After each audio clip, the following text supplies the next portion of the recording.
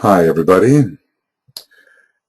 We are going to go into Esoteric Astrology Adventure number 18, and we are talking about the Creative Hierarchies, a vast subject. I think it will take quite a few of our little one-hour tapes.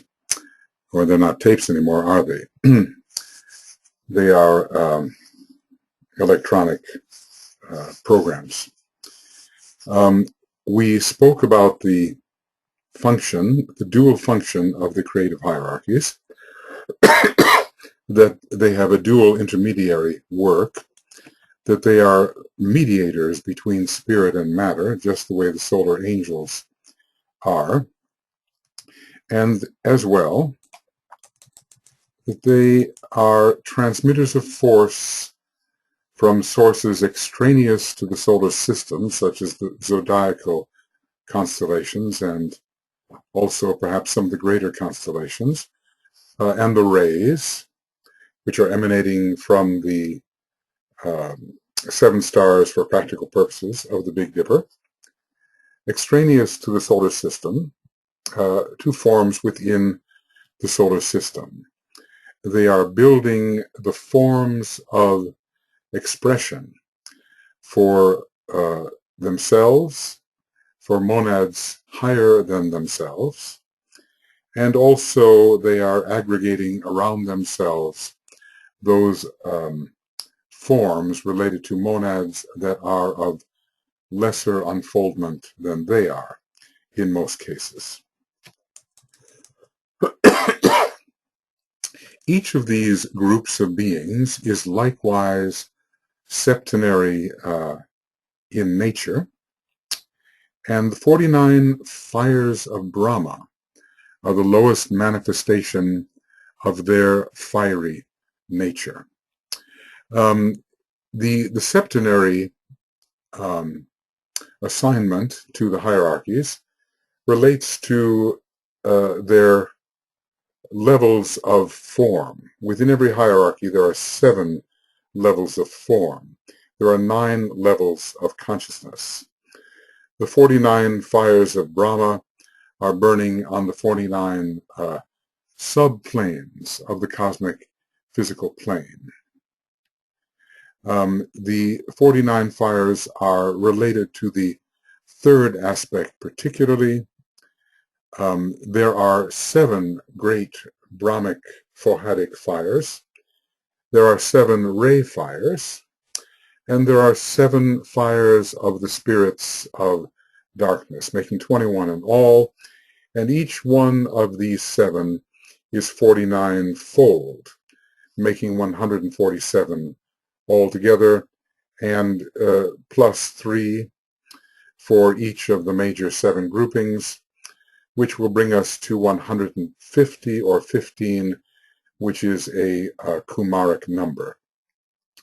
Each of these hierarchies, which are in the manifested group, can be regarded as fallen in the cosmic sense, because they have, in a way, fallen onto the cosmic physical plane, or are involved in their work within that lowest plane.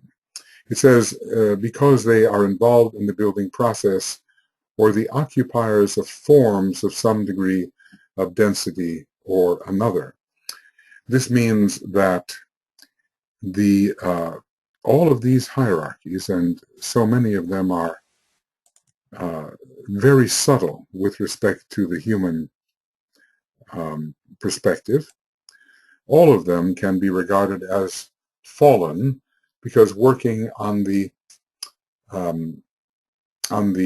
lowest of the cosmic planes. But particularly the hierarchies number 10, 11, and 12 have to be regarded as fallen because they are working within the dense physical body of the solar logos. So they are working on the very lowest level of the cosmic physical plane, the lowest 3 levels in the dense physical body of the logos. And the solar angels particularly are fallen angels, but they are fallen because of sacrifice. They are fallen into the levels which they have long ago transcended. They are Prometheus, bringing the fire of mind and of love and of will to animal man, and in order to do that, they had to fall by choice into the dense physical body of the solar logos, though not necessarily the dense physical body of the planetary logos. Okay.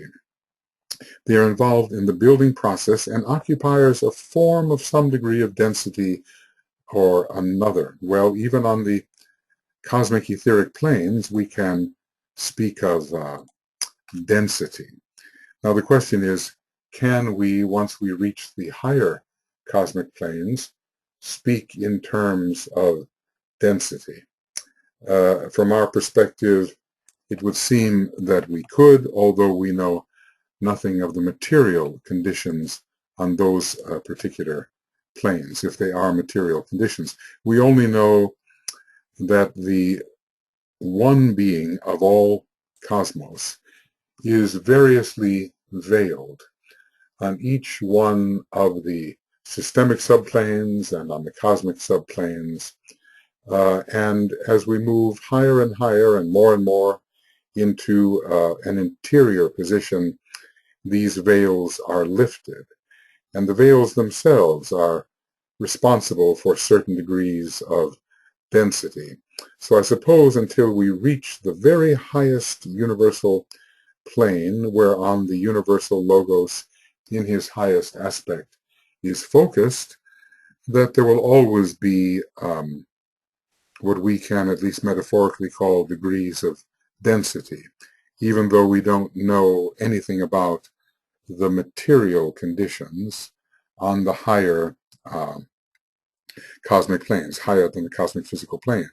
We do know, however, that if we look at this particular, I guess it's, which one is it? This particular map, that the entire 7 cosmic subplanes are really the super cosmic etheric physical plane. This whole thing is a physical plane, an etheric physical plane from the super cosmic perspective. And just as our own solar angel will have a monad that is probably on the cosmic astral plane, so the solar angel, the vast solar angel that provides the egoic lotus of the solar logos, will have a monad on the supercosmic astral plane, above the supercosmic etheric and physical, and on it goes. So, we can only think in terms of matter energy, and it's difficult for us to, well, almost, it is impossible for us to conceive of planes in which there are non-pracritic conditions, non-material conditions. All forms and all fields are made of the energies of matter as far as we are concerned, and even on our highest subplane of the cosmic physical plane, we have these tiny bubbles in the koilon, which are the constituents of the fundamental atoms found on all the various systemic planes and subplanes. So we really only think in terms of matter, substance, energy, force. Do such conditions of matter, substance, energy, force exist on the other cosmic planes? This is impossible for us to answer at the present moment. Okay, moving right along. This is number 18, and we are, where are we starting? Page 38, I do believe. Let me see if we can make another 2 pages here. We are now beginning the description of the various hierarchies. We are focusing on them particularly. We've been focusing on them in a loose kind of way. Yes, we are on page 38. Okay.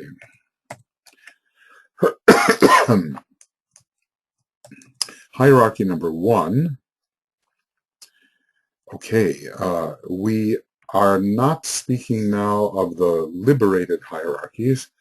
We are speaking of those hierarchies which are considered manifested. The first great hierarchy is emanated from the heart of the central spiritual sun. Now, is this the same as the heart of the sun, or is this found in some way on the cosmic monadic plane? Usually we hear the term heart of the sun, and we do not hear of the heart of the central spiritual sun, but in a way, the egoic lotus is said to be the heart center of the monad, so perhaps the solar logoic egoic lotus is the heart center of that great solar logoic monad. So I would be content for the moment with thinking of this as the egoic lotus of the solar logos, or his soul nature on the higher cosmic mental plane. I think that would be a reasonable way of thinking about it. And of course, this particular creative hierarchy is ruled by the sign Leo, which definitely connects it, we see, with the idea of the egoic lotus and with the sense of the sun. The sun and Leo are very correlated. So to have a Leonian hierarchy emanating from the heart of the central spiritual sun makes a lot of sense. It is the Son of God himself, the firstborn in a cosmic sense, at least the firstborn on the cosmic physical plane, the firstborn of the hierarchies which are found upon the cosmic physical plane. And one begins to wonder whether, in terms of emanative process, the way these hierarchies emerge will be the most powerful first, followed by those of secondary power, tertiary, quaternary, and so forth, until we find emanations of those lowest of the creative hierarchies. So he is the firstborn, it is the firstborn in a cosmic sense, even as the Christ was the eldest in a vast family of brothers and the first flower on the human plant. Well, I think we can see here that there is something of the Christ nature in this great hierarchy, but perhaps we are dealing with an expression of the cosmic Christ. And by the cosmic Christ, what will we mean? Probably the soul nature of our solar logos. The symbol of this hierarchy is the golden lotus with its 12 petals folded. So they have to be unfolded, I imagine, in the course of solar logoic development. And perhaps when our solar logos is completely unfolded in terms of his task to be undertaken in this second major solar system, perhaps these 12 petals will be completely unfolded. Notice the higher correspondence to the 12-petaled egoic lotus. This must definitely be connected with a 12-petaled heart center. Sometimes the heart center of the solar logos is said to be 12-petaled. Now, it depends on what heart center we're talking about. From an etheric point of view, there is probably a solar logoic heart center to be found on the second cosmic ether, the monadic plane. There is also a kind of heart center to be found on the cosmic higher mental plane. But then the question arises, Is the egoic lotus of the solar logos 12-fold, which sometimes it seems to be described as being, or is it 21-fold, with 7 circles or tiers of 3 petals each, the second tier of which is said to be influential in relation to the spiritual hierarchy. But there's definitely strong Christ imagery here. There is the sense that Shambhala, where this hierarchy is expressing itself, is the seat of love eternal, the deepest form of love that can be expressed upon the cosmic physical plane.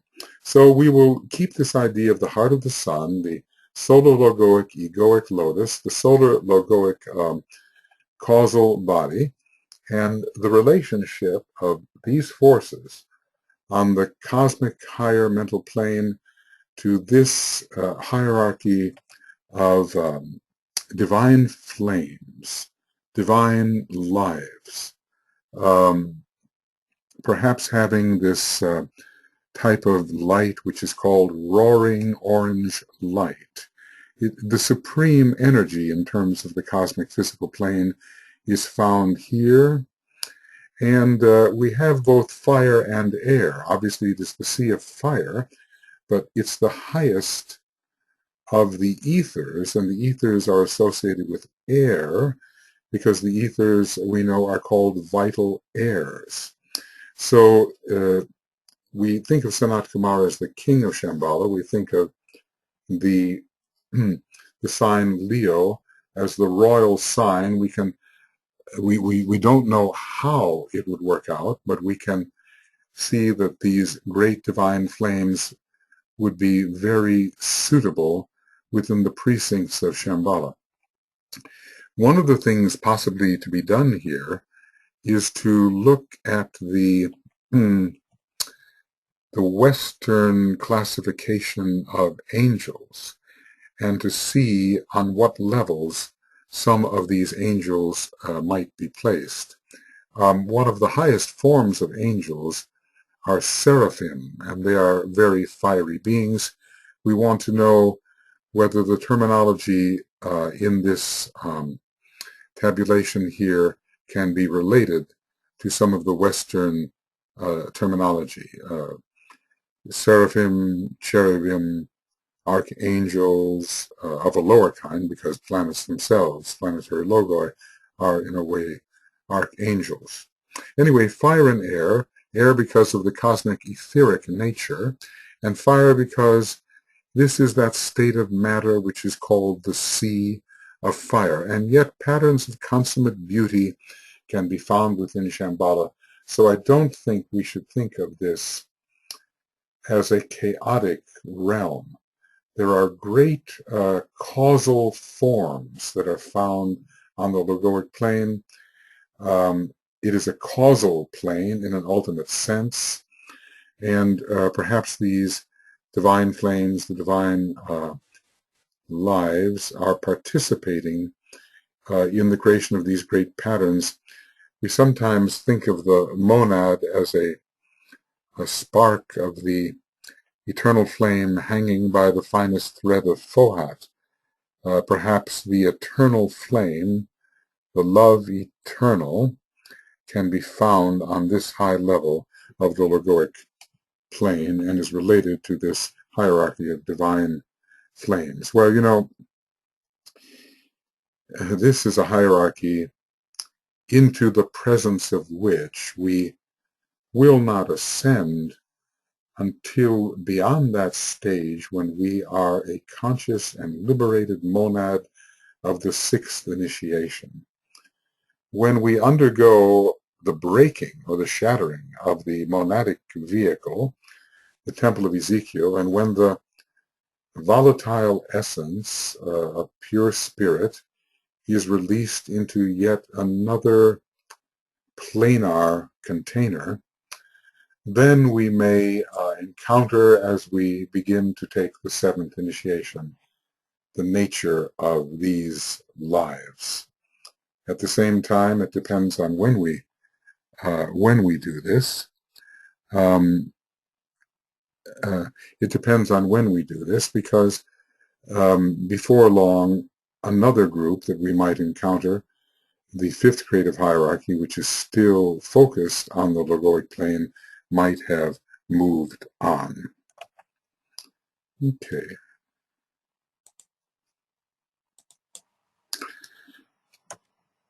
Now, what I think we're going to have to do is bring out these symbols all together when we have completed the discussion, and see if there is more that we can extract from the symbols when grouped together. They obviously require a deep penetrating intuition to fathom them. The folded petals, and they are golden in accordance with Leo, of this particular hierarchy, suggest that unfoldment is required. And I would say that when divine purpose in the solar logoic sense is executed in terms of this particular incarnation of the solar logos, this solar system, we can perhaps expect an unfoldment of these petals. I cannot see how they would remain forever folded. It should be remembered, says the Tibetan, that this hierarchy is literally the sixth, for 5 hierarchies have passed on, or we would add almost passed on, being the product of the, there we go again, they are the product of the earlier system. In other words, let us say at least they have achieved greatly in the earlier system and have achieved liberation from the cosmic physical plane in that earlier system, except for Creative Hierarchy 5.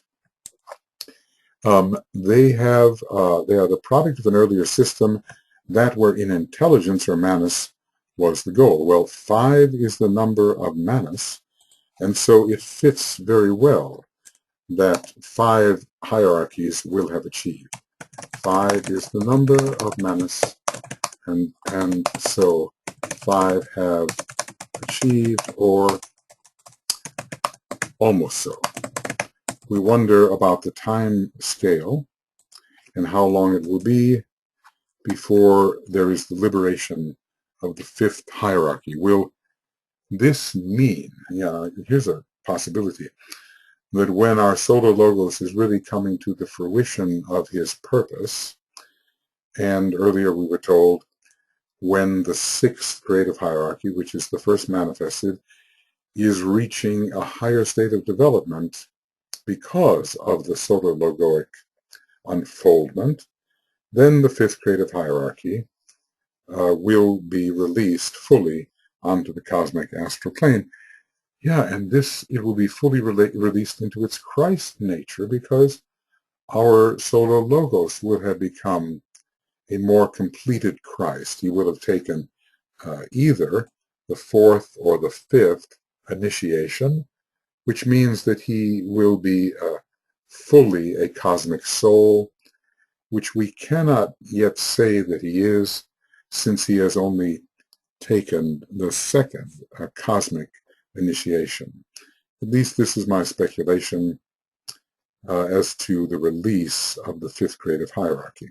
So we have the 5 Kumaras, we have Manas, we have the idea that Manas was highly developed, intelligence or Manas was highly developed, and that whatever the cosmic physical plane consisted of at that time, did it consist of 5 planes? Was it 7 planes? There was a release from the cosmic physical plane of the time, at least for 4 of these hierarchies, and when this solar system came into expression, they were already focusing on the cosmic astral plane. This is how it seems to me. The 5 liberated hierarchies are in their totality the sum total of Manas. Well, okay, Manus in relation to what plane? Let's see.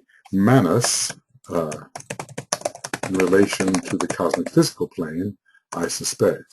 Because if we go higher and we go onto the cosmic mental plane, we find that Manus definitely exists on that plane. The mental body of the logoi are found on the cosmic mental plane, and we are talking about hierarchies who have their expression on the cosmic astral plane. Of course, we don't know where their monads are found. That is a very tricky question, because on each of the cosmic planes, on the second level of each of the cosmic planes, there can be found a home for different types of monads, and so perhaps there are monadic focuses for these hierarchies on the second level of the cosmic mental plane. That is possible, and maybe on each one of the cosmic planes, that second subplane is a home for monads of different types of liberation. Okay, the 5 liberated hierarchies are in their totality the sum total of Manus. At least we look towards their monastic effect on the cosmic physical plane. It is the hierarchy which is the 5th in order. It's the one we've been discussing so much, and which we are told is in process of achieving final liberation, because it's already achieved a degree of liberation and seems at least to be partially active in relation to the cosmic astral plane. Or taking its 4th initiation, which is the cause of certain phenomena upon our planet, which has merited our planet being called the star of suffering. We are graduates of painful endeavor. We are on a planet of sorrow, purifying sorrow and pain. Releasing sorrow and purifying pain. I think that's how it's called. Or is it? Yeah, I think it's called that. So, okay.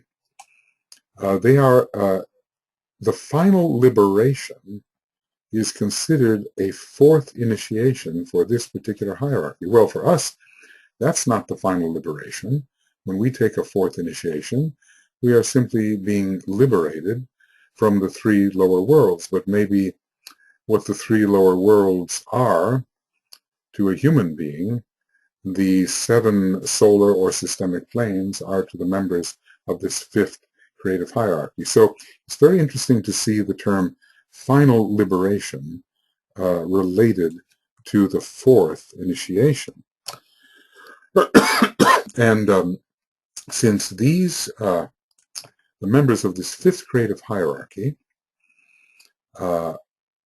are connected to our solar angels, who are to us as karmic lords, holding us in servitude in the lower planes, we can see that there is a connection here between the suffering of these higher beings, the 4th initiation which our planetary logos is taking, and the suffering of the 4th kingdom or 4th creative hierarchy, humanity.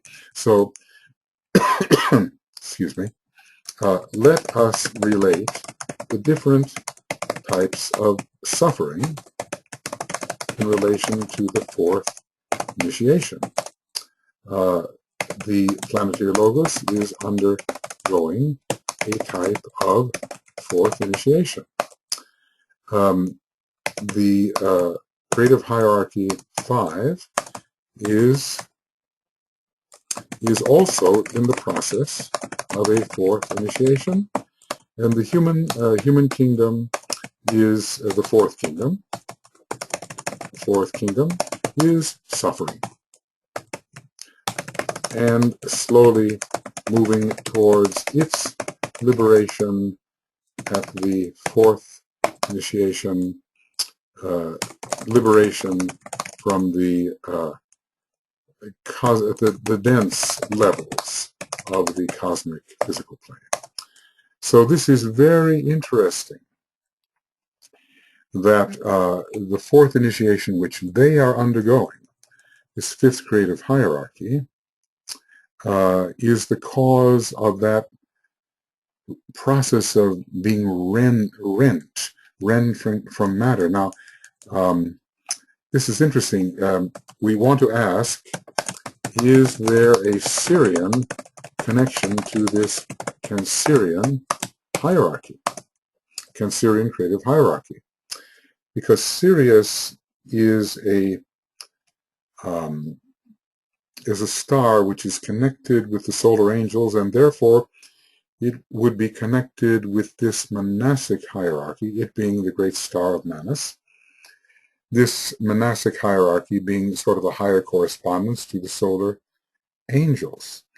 The cause of suffering is given by the Tibetan when discussing in the rays and the initiations the fourth path of pain, which is the fourth purpose of Sanat Kumara, and it has a lot to do with the conscious recognition through mind of what is happening. So we see the factor of Manus involved in suffering. There is a conscious suffering going on. This is different from the animal suffering, which is experienced but not as if from a center of consciousness.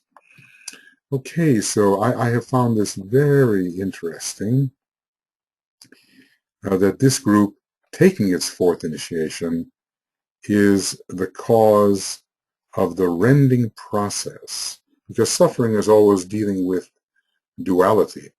This particular group has a lot of duality connected with it because they are partially focused on the cosmic astral plane and partially focused on the cosmic physical plane.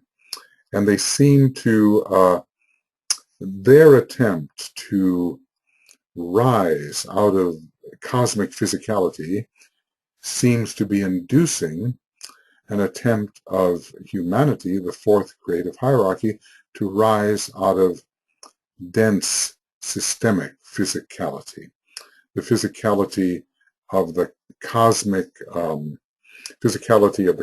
dense levels, the dense physical body of the solar logos. Well, these things get pretty profound, and of course, this is in a way the most abstract section of this treatise on the Seven Rays, Volume 3, because after all, this section is taken directly from cosmic fire. The Tibetan thinking, I think it would be a very good idea for us to have these cosmic relations in mind before we venture into the particulars of esoteric astrology. So people are so interested in the particulars, and it all boils down to, well, what's happening to me, to the illusory me. We all want to know what's happening to us, as if we were a real and enduring center somehow. But really we're asking to know what's happening to a kind of false ego, because we have not achieved that sense of unity and identification which comes with the higher initiation. So later we'll be much more interested in what's happening group, of which I am a small but integral part, and what's happening to the whole, to the planetary whole. So this this question of the egoistic use of astrology is being countered by the Tibetan, as he gives us such a vast view of what's really happening. There is a karmic link between the animal kingdom and the fifth creative hierarchy of the earlier system. Now, is that the same as the fifth creative hierarchy of this system? Did the hierarchy's number change in the movement from the previous solar system to this system? Anyway, this this link between the was it a Cancerian hierarchy in the earlier system? Because, well, you see, that's the thing. That's very interesting. The fifth creative hierarchy in the earlier system, that's a hint because the liberated hierarchies are not of the solar system per se. When a hierarchy is of a system, it's found on the cosmic physical plane.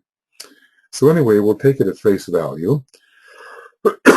There is a link between the animal kingdom and the fifth creative hierarchy of the early system, which makes itself felt in man, in the necessary crucifixion of the animal physical nature. This is very interesting because the animal physical nature is the dense physical body with which cancer is associated. And this is particularly along sex lines. I think even the process of birth is a kind of crucifixion. We are told that in the secret doctrine that pain accompanying birth is not necessarily a natural condition, it is a karmic condition where humanity is concerned. We must remember that the hierarchies work under the law of attraction. They are gathering specific forms and fields around them. It is the law of the builders. They are all builders of form of various kind of density. So what we have here is the need to be liberated from the fourfold into the fivefold. The animal nature of man is basically the personality nature, ruled in a sense by Mars, the planet of animality, and it has to rise into the fifth kingdom, but it can only do so through that rending process which we call crucifixion. But until we know whether we are speaking of the fifth creative hierarchy on the cosmic astral plane, or whether we are speaking of a different fifth creative hierarchy, which now has a different number, we cannot be sure. But let's just say that when you look at a cross, we must rise off the cross. We must be liberated from the cross. This can only be done by entering into the fifth or spiritual kingdom, and this can only be done, at least in our systems, by a painful process of crucifixion, where the desire nature is completely confined and only love will raise a man off the cross into the fifth kingdom. So let's just, we've learned something about this fifth creative hierarchy and the factor of human suffering. We're also learning something about a fifth creative hierarchy of the earlier system and the suffering of the animal physical nature in this solar system. The number 5 always, from one perspective, supersedes the number 4. The soul, which is the member of the fifth kingdom, supersedes the number 4, which designates the human kingdom and the 4 elemental lives. The way of rising into the 5 is through a process of pain, at least on our planet, and perhaps in our solar system, because we are in an astro-Buddhic solar system, and at the moment our solar logos is undergoing a kind of fourth initiation of a lower sort through our planetary scheme, the fourth scheme, the earth scheme, whose symbol is the cross. You know, it's kind of interesting that as the planetary logos undergoes its fourth initiation, the solar logos is also experiencing a kind of fourth initiation through the planetary logos's fourth initiation. This is, in a way, there's a faint analogy here of the Christ taking the first initiation every time a new aspirant to the mysteries takes the first initiation. He takes it, the Christ takes it through and with the one who is taking it. Okay, now these are deep matters, and much will have to be left for further research. Now we're coming back to the first of the sixth hierarchy. It has for its type of energy the first aspect, so that's the plane it's on, of the sixth type, and that's the number of the hierarchy, if we number from above, of cosmic electricity, and wields special power, therefore, in conjunction with the lower fire, or fire by friction, as it makes itself felt on the sixth plane. So what the Tibetan has just done is he has drawn a connection between this first creative hierarchy, wielding the sixth type of cosmic electricity, but according to numerical resonance, we will have to go down to the sixth plane, where the lunar lords are focused, and focused especially in the energy of fire by friction, Mars being the particular energy of fire by friction. I think we have an interesting relationship here between the first creative hierarchy and the sixth, and I think it's a relationship between Vulcan, veiled by the sun, and Mars. Vulcan is will, and Mars is desire. Vulcan is Vulcane, and Mars is able, and Cain, or will, always kills Abel.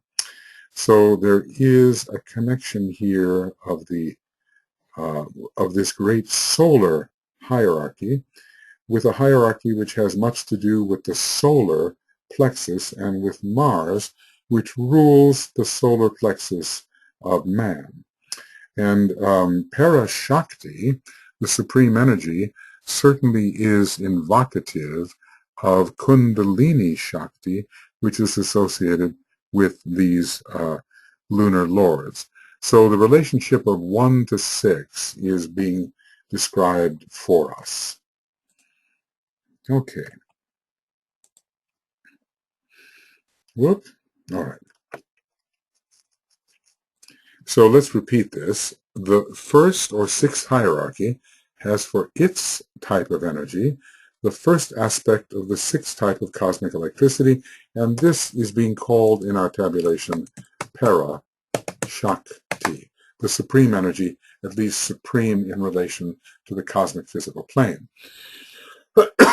And the sea of fire, we are being told, on the first plane, has a special relation to the astral sea, to the astral light, and to the fire of desire provided by Mars on this sixth level. So it wields special power in conjunction with the lowest fire, or fire by friction, as it makes itself felt on the sixth plane. These lives, he tells us, now this is interesting because the tabulation doesn't give this to us. He says these lives are called the burning suns of desire, and were sons of necessity. They had to incarnate. That's generally what the term son of necessity means, an inevitable incarnation. But look at this term, the burning sons of desire. If we look at the names associated, either there's a mistake here, or DK is telling us more about the similarity between the second group and the first group. The divine builders conferring soul are also called burning sons of desire. Is this title put in the wrong place? Because he most definitely tells us that the first or the sixth creative hierarchy are called burning sons of desire. And I imagine that they burn with a kind of desire which is meant to take them eventually onto the plane of cosmic desire. So they, let us say, burn to be liberated onto the cosmic astral plane, but stimulate a burning on the systemic systemic astral plane. They stimulate a burning on the systemic astral plane which leads to aspiration towards the soul. It is said of these lives, in the old commentary, they yearned to know. They rushed into the spheres. They are the longing of the father for the mother. Hence do they suffer, burn, and long through the sixth sphere of sense. Now, I think he is talking about the higher hierarchy and not the lunar lords. They make themselves felt on the sixth plane, yes. They are called burning sons of desire. They are sons of necessity. But in a way, from another perspective, although they long for liberation, they also are the power of the father descending towards the mother. They burn to know the mother. They rush into all of the spheres. And remember, planes are spheres, spherical. They are the longing of the father for the mother. So in a way, they initiate a kind of relationship between the cosmic ethers and the cosmic dense levels, or the mother levels. Hence do they suffer, burn, and long through the sixth sphere of sense. In other words, this is their expression through the astral plane, which is the plane of sensation. So they express through the systemic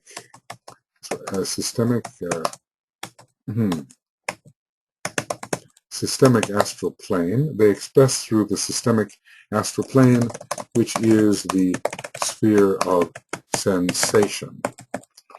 So there is a kind of cosmic desire which they express, which is a higher correspondence to the kind of desire which is expressed through Mars on the astral plane, on the systemic astral plane. And so they have a kind of resonance with what we call desire, and they probably, to a degree, animate the solar plexus. Well, only a little really is being said about these lives which are out of reach, but in a way, they are on the atomic subplane of the cosmic physical plane. That is the hierarchical plane. That is the plane of causality. That is the plane in which the initiating vibration, i.e. Vulcan, makes its presence felt. That is the plane that attempts to impress with divine purpose all that is in the mind of God, the Solar Logos, or in mind, for our purposes, of God, Sanat Kumara.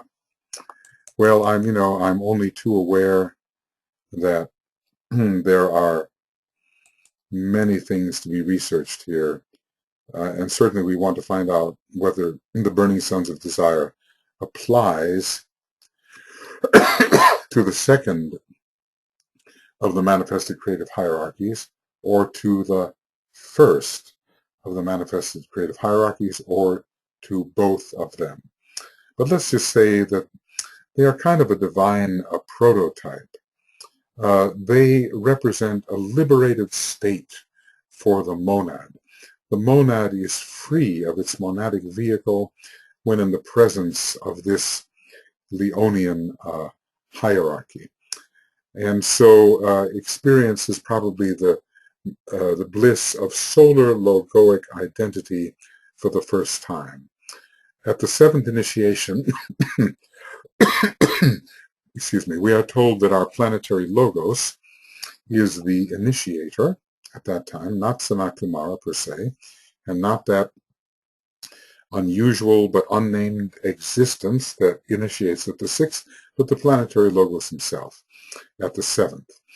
And when he initiates at the seventh, he is giving the transfiguration initiation in terms of Sirius, and he's giving mastership in terms of the solar initiations. So there is a kind of liberation into the sun. It's a very solar initiation. It's a dual initiation of love and wisdom, we are told. So there is a liberation of the monad into the love, wisdom nature of the sun at this seventh initiation, and perhaps these burning suns of desire, these hierarchies that work on this particular plane, are particularly involved in that initiation, or at least in some way related. Okay, where are we now? We have been dealing with lives which are tremendous in their stature, far beyond the monad, of far greater development than the monad. And so if we are reduced to a degree to speculation, hopefully reasonably reasoned speculation. Now we continue with hierarchy number 2.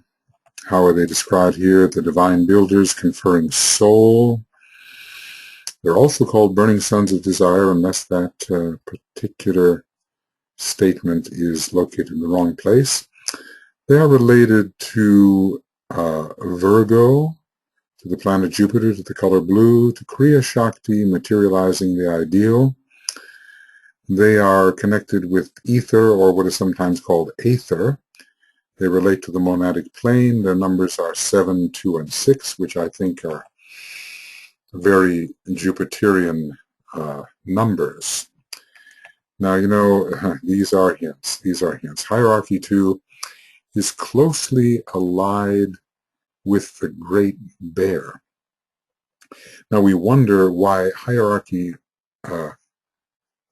1, which is Leonian in its nature, will not be also allied with the Great Bear. But here, of course, the Great Bear gives us those stars which are the prototypes of the 7 heavenly men with which the different monads are associated. So there's a monadic link here from the Great Bear to the planetary logoi to the human monad. There is a connection, I'm thinking here, there is Aries, Libra in relation to the Great Bear. And I'm thinking of the second creative hierarchy, which is of the liberated variety, being ruled by Aries. Wherever we find Aries, we have to look for a connection to the Great Bear. The Great Bear is providing the will aspect of the 7 rays, and it provides that sense of monadic identity, which we can associate with both Aries and Leo. Of course, in some mythologies, the Great Bear is the Great Mother Bear and represents a huge mother force, which would correlate with the Divine Mother, or Virgo, which is the sign which rules this particular level, this particular hierarchy. We are told that they entered through the second ventricle within the Sacred Heart. Now that's very interesting, because the Sacred Heart can be one of those heart centers which is found on the monadic plane. The second ventricle is pumping oxygenated blood to the rest of the body, I do believe. I'll have to research that. I did some research on this, and it's in my Cosmic Fire commentaries with various pictures of the heart, but I cannot go searching for that at the moment. I believe that oxygenated blood is pumped to the rest of the body through this second ventricle, the living force. I will research that further to make sure I am correct. They enter through the second ventricle within the Sacred Heart. See, what is the Sacred Heart? This is obviously symbolic. But if this particular chart is correct, and we see here that for the human being, heart centers are found on the second ether, and here as well, second ether of the etheric physical plane, the second ether of the emotional plane, then in a sense, a greater heart center should be found on the second cosmic ether, which is the monadic plane. Okay. So is the Sacred Heart the heart, the subjective heart, the heart of the sun on the cosmic mental plane, or is it an etheric heart center for the solar logos, correlating, therefore, with the monadic plane? That would seem reasonable. And they are, as we are told in the Secret Doctrine, the prototypes of the monads. They are the source of monadic life, but they are not, at least the human monads, they are far higher. Obviously, they are monads. But monads come out of monads. And when we look at the following picture, if I can find that, let's see, that's not the one, this is the one, yes. When we look at this, it should be called Cosmic Parabron. Let's see if we can find that. Okay. We can find Cosmic Parabron. There it is, all right, the very one. Okay. What I basically am saying is that monads come out of monads. There are greater monads, and there is something called by Master Morya the divisibility of the spirit. It's not a real divisibility, but it's an apparent divisibility. And let us say that each one of these lives is a monad. They split into 7. And each of the 7 split into 7 more, and so on and so on and so forth. So these lives are a higher type of monad, out of which our monads emanate. Of course, in a way, I dealt with this problem in my Infinity book. Do our monads per se exist in some sense at the very beginning of cosmos as parts or aspects of the one great monad? And are there emanations which come forth from that one great monad, eventually breaking out in emanation until we have what we call the human monad after many emanative cycles? This is the question. But monads can only come from greater monads, and those greater monads from still greater monads, and so forth, until we discover it is all one monad in multifarious expression. So if these are prototypes of the monads, the question is, do they in a way emanate the human monad? Now, at one point I used to think, perhaps these are actually the planetary logoi, because we are said to be cells within the planetary logos. Our monads are said to be cells within the planetary logos.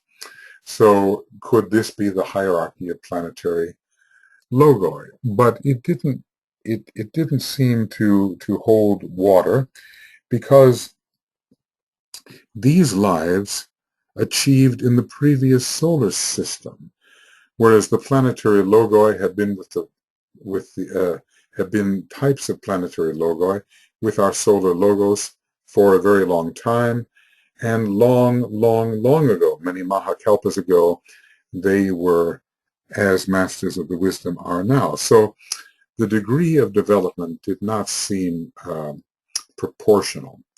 So we have to investigate what we mean by prototypes of the monads.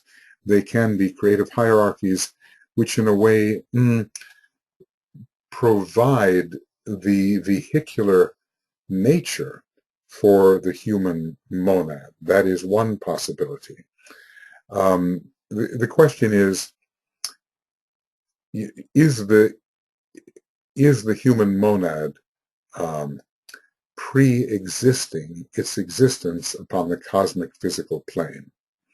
So prototypes of the monads, we have two possibilities here: a greater monad subdividing and emanating a lesser monad, and we also have the possibility of these divine builders creating the Temple of Ezekiel, which is the vehicle for the monad. Okay, I'm just quite sure that we are out of time, and we certainly are. Okay, it is here that we will stop for the moment.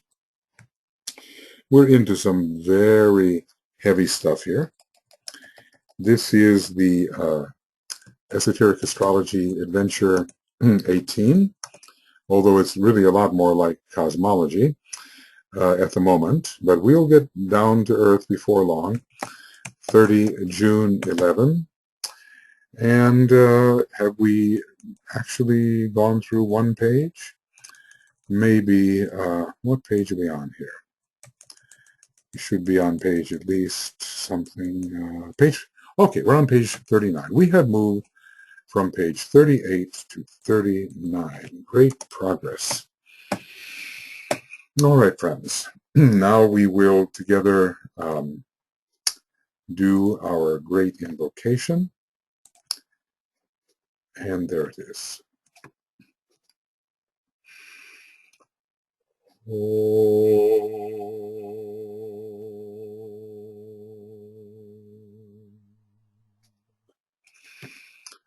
From the point of light within the mind of God, let light stream forth into the minds of men. Let light descend on earth. From the point of love within the heart of God, let love stream forth into the hearts of men. May Christ return to earth. From the center where the will of God is known, let purpose guide the little wills of men, the purpose which the masters know and serve. From the center which we call the race of men, let the plan of love and light work out, and may it seal the door where evil dwells. Let light and love and power restore the plan on earth.